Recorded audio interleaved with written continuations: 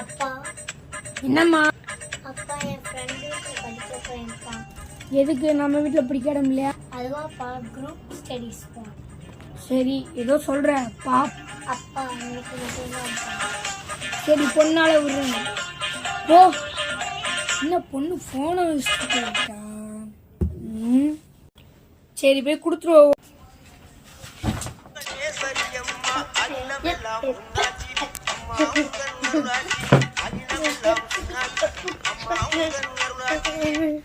phone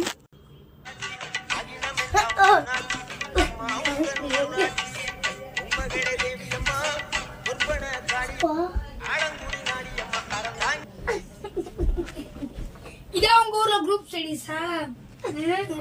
அந்த குச்சி